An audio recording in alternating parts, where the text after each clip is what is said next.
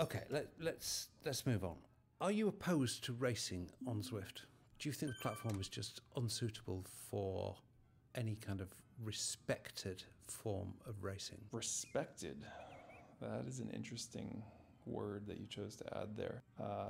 Legitimate is a word that I would use, and I think it's difficult to have legitimate racing across the internet, given the various devices that are out there. Even if everybody was properly calibrated, if somebody wanted to take the racing seriously, they would be upset. It's not necessarily a game of skill like most video games are, right? In most video games, you can choose when you're going to press a button. You can turn left or turn right. There's a lot of skill involved. Here, it's just whatever power number, whatever equipment you have can generate it's sort of gonna make you win. It's a bit of strategy, but a lot less than a typical game. So it's much more reliant on hardware calibration than any other sort of competitive video game.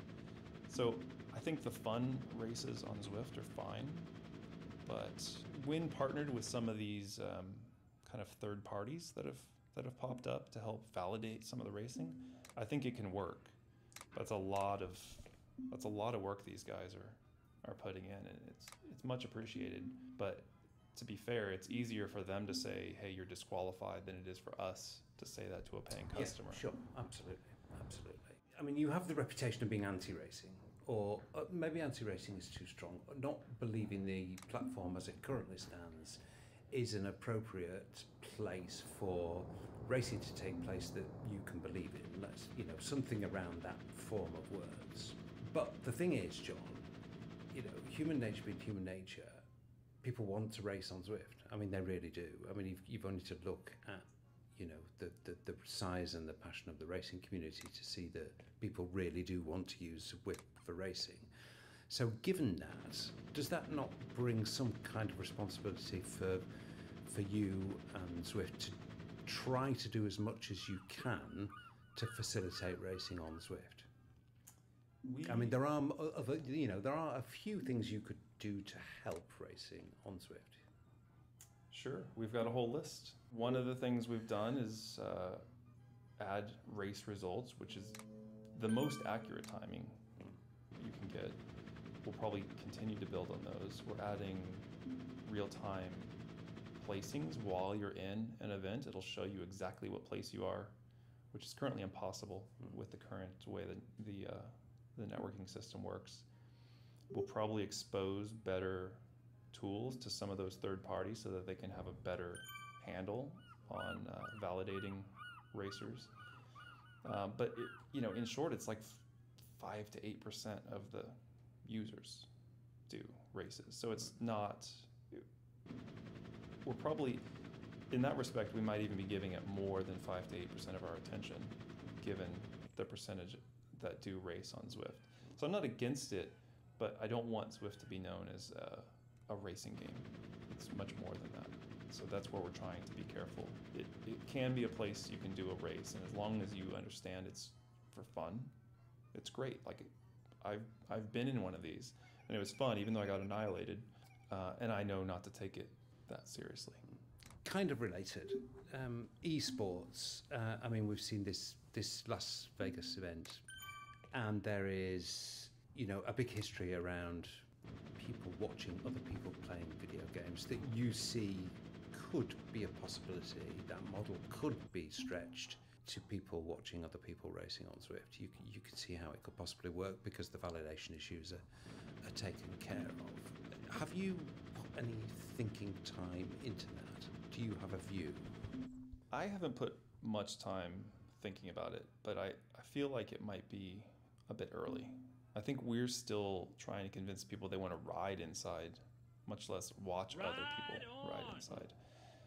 With a lot of the gaming that people watch, they were already playing the game, and they didn't need convincing that gaming was a viable thing or a fun thing even. And without experiencing it, you might not even understand that it's real competition, right? If you play some of these games as a user, you understand, like, wow, this is really truly a game of skill, and I respect these people that are winning all the time. And then that might make you want to watch other people play on the internet or TV or whatever. With Zwift, we're still trying to get people to understand that they want to ride their bikes inside. So that feels like a problem that has to be solved before we're going to convince people they want to watch this. Other people riding their bikes. Yeah. There's a kind of active branch of Zwift Kremlinologists, you know, those kind of addicts and analysts who talk about, you know, things that often prove to be myths and rumours. I mean, one of those is that you never thought group riding on Zwift would be a thing. Is that true? I don't think that's true, because at the start, like I said, that we knew this is one of the three modes. Yeah, it's one of the three main ways that people are going to ride together. So it wasn't the thing that I was going to build when it was just me, because I think I've said before about, like, one man can't make an MMO, right? A massively multiplayer online product. So it wasn't really even on the table for me. Not to mention, it wasn't how I rode my bike anyway. It's really Eric that brought the means, first of all, to turn it into something that could even support rides, and also the experience to say, you know, we need to do group rides. He actually took me on some group rides in some of his old neighborhoods in New York, and of course I got dropped.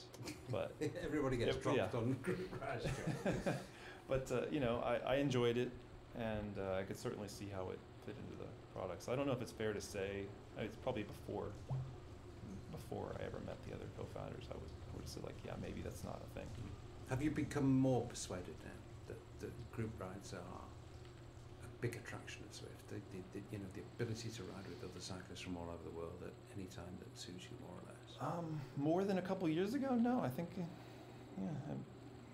it's working out, I think, how we expected. I think it could probably be even bigger, and we have some exciting enhancements, I think, coming to group rides. So I've got a pretty long list of things that will be coming to group rides. Some of those are specific to races, some of them are not. So, okay. Shall we just not waste any time, and I'll just ask you straight, are you going to tell me any of those things? Throw us a few bones. Well, okay, so, you know, I did mention for racing we'll have the real-time race placings. Another one is you'll probably be able to see other subgroups within a race if you want. We'll also have ability to only show your people in your event. So it's more like a private event, and you're not going to have people off the front drafting off randoms in the world. So effectively closed course racing. Yes. Yeah. Other people will see the races. People that aren't in the event will see the pack go by, because I think it's a neat moment as a Zwifter to see a race go by. Features like that are coming. Those are things people have asked for. We've been listening. I think it helps races and group rides. Non-race feature one might be the ability to, I think we've talked about this before, but the ability to have the workout mode at the same time as an event. And this could be led by a coach. So there could be, you know, there's actually coaches on Zwift right now that get a bunch of their clients on and they do a ride together. They could actually be synchronized doing the same workout at the same time, the same world riding together. And it, you know, all sets off a certain time that's scheduled on the calendar. So people are going to like that. How many sports will be in the Zwift world in 5 years' time? That's a good question. So cycling is what we're most passionate about, and that is what we're concentrating on. We're obviously tinkering with running, and a lot of the gym equipment manufacturers have been contacting us saying, like, hey, do you know the stair stepper machine is going to start broadcasting data, and the elliptical and the skier machine and the rower, and, you know, to a certain extent, I think in the gym it would be kind of cool to go from machine to machine and have one, you know, session where it records all of your efforts. I think it just depends on how well the first couple of sports go. We know that we understand cycling, and we're going to continue to improve that. So it's either going to be one sport or it's going to be a dozen. So cycling and running, we clearly are committed to cycling. It looks like you're committed to running. What would be the next one that you think will be most likely? I mean, you know, rowing looks obvious. Yeah, I think rowing would probably be number 3. Interesting. I mean, do you think Zwift has? I mean, certainly, it's beyond doubt that it's revolutionised the trainer industry, the turbo trainer industry. Do you think that wave is now rippling out to other gym, other exercise machine manufacturers, and could it have the same kind of effect? Cycling, it makes a lot of sense that we've sort of driven the need for a smart trainer. You can feel the terrain. With running, it feels less critical, but already I think some of the treadmill manufacturers are starting to say, like, okay, you can control incline if you want. No, they're all still very hesitant about controlling speed, so I'm not sure we'll get that anytime soon. But a lot of the other sports aren't really. It's not like when you're rowing, you all of a sudden hit mud or anything. It doesn't make sense in a lot of the other sports. So I'm not sure we'll have the same impact on the hardware with the other sports. I think the effect we're having is that we're accelerating the rate that equipment is becoming connectable. So, and that'll be good for all software developers. It's not just Zwift. Yeah, and see what comes of it. The Zwift community, a heavy burden or a fountain of inspiration? It's certainly not a burden. I have pretty thick skin, and I'm used to consumer. I put out consumer products, games for almost 20 years now. So I'm not too bothered. I get that sometimes things are broken and people are angry, and it's that's just how things go. So this is overwhelmingly the most positive community, I think, of any product I've ever worked on. So it's definitely a fountain of inspiration, to use your words. And the other people at this company, from QA to customer service, they're all saying the same thing. They've all worked at various places, not all games, but customer-facing operations at other companies, and they're all surprised with just how positive the community is and how excited they are, and it's very refreshing. And how important is the community to the company? And let's look at this in kind of brutal, cold hard terms. If in 5 years' time Zwift has an IPO and floats on the public stock markets, let's just say, nobody's saying it's going to happen, but let's just say it did. Would the community be something that appears in those 960-page offer documents as something that is an integral part of the business? It's certainly integral to the business. Whether or not it would be in the documents or not, I have no idea. Before we launched our first beta, before we launched Jarvis Island, we were sort of almost sleepless at night thinking, like, how are we going to build this community? Because we knew we had to have it. And soon after that first beta went live, the community just built itself magically. So this thing that we knew we had to have and we were stressing about just appeared.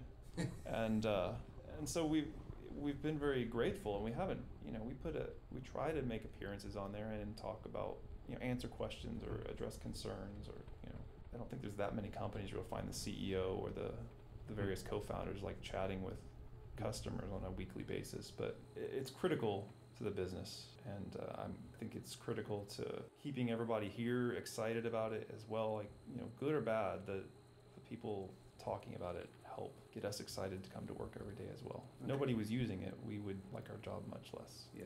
There are rivals to Zwift. I mean, there's a pretty ropey looking kind of Chinese copy, and Rogue Grand Tours looks as though it's had a little bit more thought put into it. This obviously was always going to be inevitable. Does it worry you at all? It doesn't worry me too much, but we definitely keep our eyes open, and we try the various products out. And of course, we knew if we got any sort of success, there would be somebody trying to come up with something similar. So it doesn't keep us up at night, but we definitely pay attention to it. I mean, presumably the huge advantage of Zwift is you've built the community, or the community has built itself. You've got first mover advantage. You've got critical mass for a social riding experience. You've got people to ride with, which is good because it makes it social. Whereas, certainly one of the, I know it's very early days for the other rivals, but as a social experience, it's a non-event because everybody's on Zwift. I mean, presumably that gives you quite a big advantage in fighting off rivals or just keeping them at bay. It's not only, that is a huge advantage we have, but it's not only that. Even if we had 0 users we have the most complete product at the moment. So we would probably gain the users quicker and get into that spot. Currently, we have a couple of advantages. We're going to try to keep it that way, and that's our job, is to try to stay ahead. Right on! Okay, let's do a couple of really, really specific things that people in the community have asked me to cover. It's not quite yes, no, but I think it's probably stuff that needs a bit less kind of context, maybe. Platform expansion. After iOS, including Apple TV, we know Android is coming. What about, and this does get asked a lot, what about games consoles? Ever, never, not interested? Where might you go on that, if anywhere? A year and a half ago, we had a serious conversation with Sony about, if we should bring it to the PlayStation. And at the time, we decided to do iOS instead. I think that was the right choice. I think for our type of product, it's less critical that it's on a game console. So I don't see game consoles being a Zwift platform in the near future. Course choosing by users. I mean, God knows how often this comes up. It comes up, very nearly on a daily basis, or at least there was a point when it did. But it will not go away. And we know what the rationale is that we don't want to dilute the experience. So if you are going to permit users to choose the course without using an illegal hack, what would be the tipping point for making that happen? All right, so there's a few things. I like the use of illegal hack. Good word choice. We put that out there in plain text format, and we knew people would figure out how to change the world, and that's A-okay by me. But one of the issues was simply technical. The game had been built, the idea that it loads the world, and then that's the world. So on iOS, we finally built the tech to handle level swaps. And you might notice if you're at the title screen on iOS or iPhone and iPad, that as soon as that clock ticks over, unloads the world you're on and switches to the next world. So I have a lot of analytics behind the scenes to let us know how successful that swap was. And when we first launched iOS, it was something like 80% of the time it worked, and 20% of the time it would result in a crash sometime later. Right. Within hours of riding. And this is when the world is scheduled to change according to the Zwift calendar. Yes. Yeah. Now it's down to, I think, 99% crash free after a level swap. As soon as we get to 100%, that feature can be used in any way we want. Level swapping is then a thing that can just happen at any moment. There's no risk of messing things up. And so, in the summertime, it probably isn't a good time to launch that because, numbers are lower generally when people are riding outside, and it might dilute it a bit much. But the first time you might see it is going to be in those private group rides that I alluded to earlier, where we might have a race on Richmond, right? So you might load up into Watopia, you pick your event, you ride around, maybe even warm up in whatever world you're in. As soon as you say you want to go to the event, it switches to that world. There you are. Okay. So it's coming, and I look at it every couple of weeks. Every time we actually ship an iOS update, it has more and more changes to kind of iron out the rough edges at the level swaps. So there's been some, to PC and Mac users, there's been benefits to the iOS version. It's forced our hand in certain places, and we also get very good data back about what's causing crashes, which has made the PC and Mac much more stable. Great question from Janine Huffman, but asked by loads of people. I mean, she sums it up by saying, am I forever condemned to a mullet hairstyle?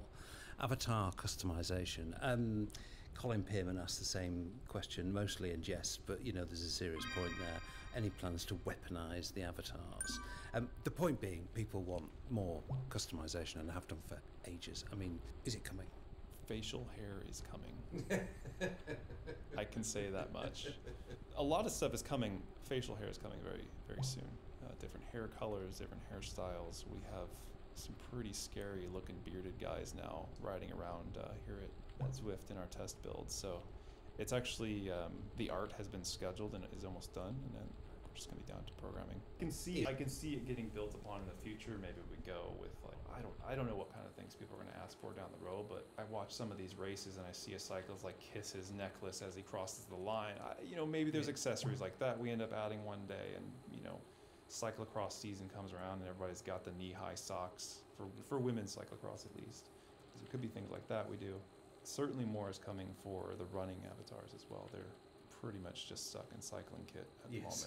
Which is great. It was okay for the triathletes a little bit, but not optimal for everybody else. Running, I mean, you've just raised it there. How much, how soon, how big, how detailed?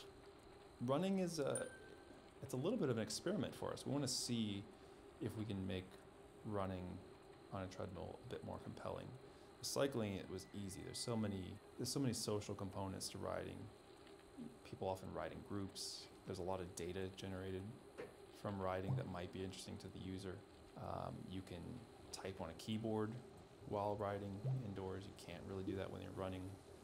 So there's interesting challenges. As for how soon, it's hard to say. We don't, like I said, we're focused on cycling, and so it's sort of like a bit of a side project for us to work on running, but I would expect to see running workouts, structured running workouts soon, where it's telling you what pace you should be doing and having a test, and then training plans soon after for half marathons and 10Ks and all that. I think that'll be sort of key. And around the same time, you'll probably see the ability to have a running event, right? A mass start 5K run. So quite significant development quite soon. It's not going to be left dangling in beta for like ages and ages and ages with nothing happening. No, it's gonna stay in beta until those two, the workout mode comes online and then the event support is there. At that point, we'll see how it goes. We're not counting on it being huge, but we're certainly hoping that it helps. And I think it'll, even if it doesn't become big, I think the triathlete community will appreciate it.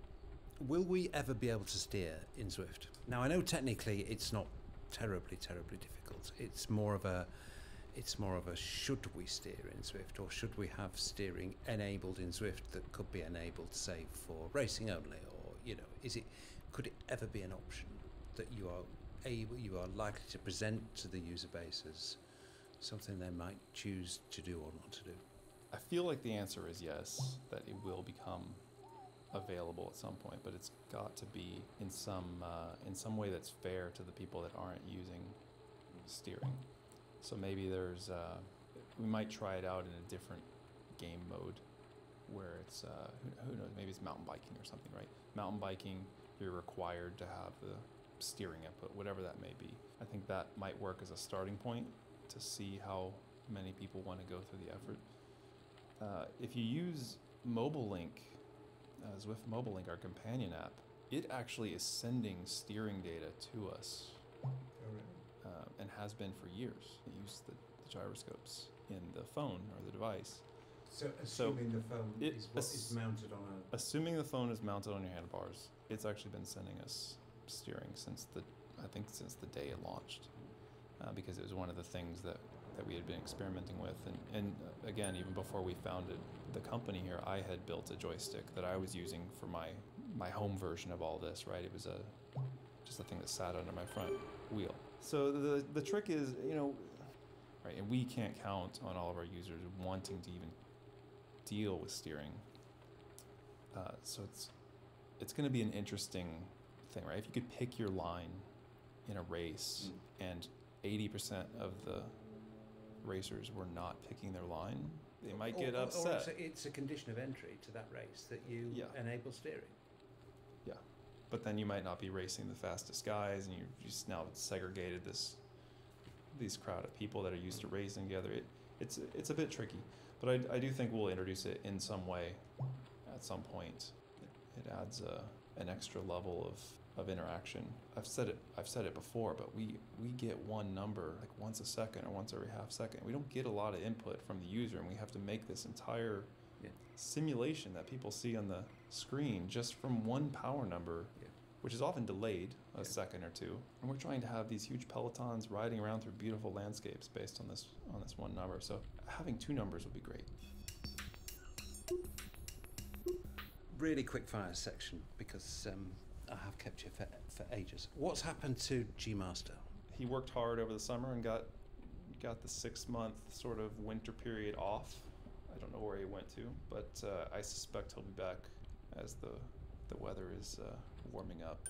Now that we've got, slightly lower numbers, we'll probably get him back on there and fill the world a little bit with some AIs. He's the boss of the blue guys, so if he's there, blue guys are there. Velodrome, yes or no? You don't have to say when. Yes or no? Probably not anytime soon. Average power and or average heart rate in the heads-up display. I mean, this just comes up time and time and time and time again.